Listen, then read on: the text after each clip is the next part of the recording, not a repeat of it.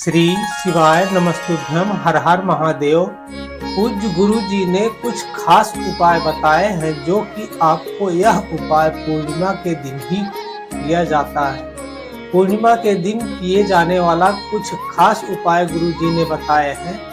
यह उपाय मनोकामना पूर्ति उपाय है। आपकी कोई भी मनोकामना काफी दिन से रुकी हुई है, आपकी मनोकामना पूर्ण नहीं हो रही है, तो आप यह उपाय करके आप अपनी मनोकामना पूर्ण कर सकते हैं। यह उपाय आपकी कोई भी कामना हो, आप व्यापार व्यवसाय, कर्जा मुक्ति, रोग मुक्ति या बड़ी सी बड़ी कामना हो, वह कामना इस उपाय करने से आपको वह कामना पूर्ण हो जाती है। तो बढ़ते हैं उपाय की ओर। यह उपाय करने के लिए आपको किस सामग्री की आवश्यकता पड़ेगी, तो ध्यान से सुने। यह उपाय करने के लिए आपको मात्र 5 बेलपत्र, 1 कमलगट्टा और 1 लोटा जल। यह उपाय करने के लिए आप अपने घर से 1 लोटा जल लेकर उसमें आप 5 बेलपत्र डाल लें और 1 कमलगट्टा। 5 बेलपत्र और 1 कमलगट्टा आप जल के कलश में डाल लें और यह उपाय प्रदोष काल में किया जाता है। प्रदोष काल का समय आपको तो पता ही होगा। प्रदोष काल का समय 4:30 बजे से 6:30 बजे तक का प्रदोष काल का समय होता है। तो गुरु जी ने इसको प्रदोष काल में ही करने के लिए बताए हैं। यह उपाय करना कैसे है उसके लिए विशेष ध्यान से सुनें। यह उपाय करने के लिए आपको 1 लोटे जल में 5 बेलपत्र और 1 कमलगट्टा डाल लें। डालकर आप प्रदोष काल में शंकर भगवान के मंदिर में जाकर, शंकर भगवान के शिवालय में जाकर आप शंकर भगवान के शिवलिंग पर यह जल को समर्पित कर दें। जल समर्पित करते समय आपको विशेष ध्यान देना है। जल समर्पित करते समय आपको चंद्रेश्वर महादेव को स्मरण करते हुए वह जल जिसमें आप 5 बेलपत्र और 1 कमलगट्टा डाल रखे हैं, वह जल आप भगवान शंकर के शिवलिंग के ऊपर समर्पित कर दें।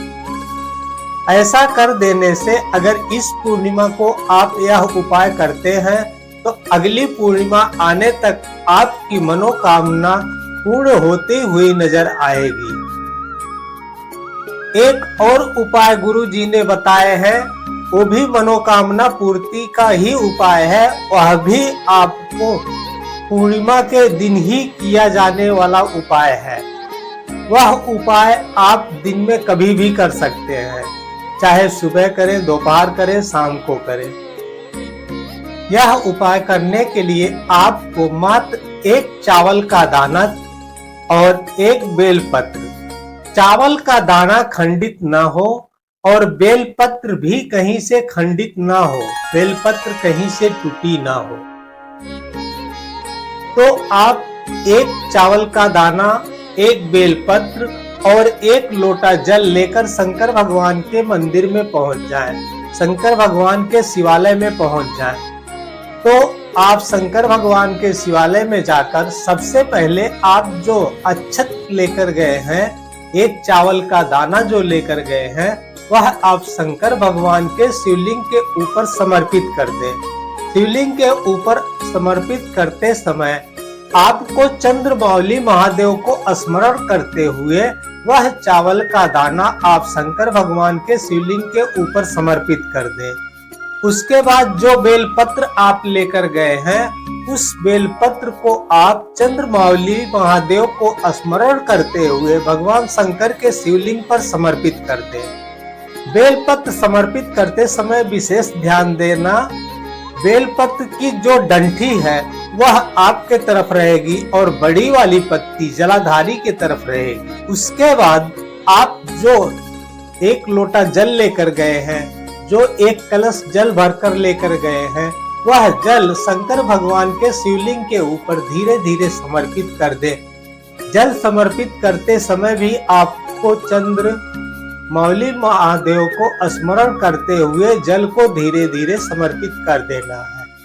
जब आप चावल का दाना समर्पित करें उस समय भी आपको चंद्रमौली महादेव को स्मरण करते हुए चावल का दाना समर्पित कर दें और अपनी मनोकामना कर लें।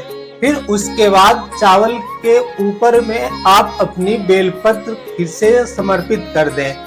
बेलपत्र समर्पित करते समय भी आपको चंद्रमौली महादेव को स्मरण करते हुए और अपनी मनोकामना करते हुए बेलपत्र को समर्पित कर देना है।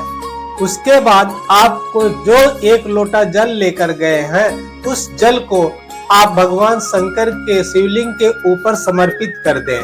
जल समर्पित करते समय आप चंद्रमौली महादेव को स्मरण करते हुए जल को समर्पित कर दें।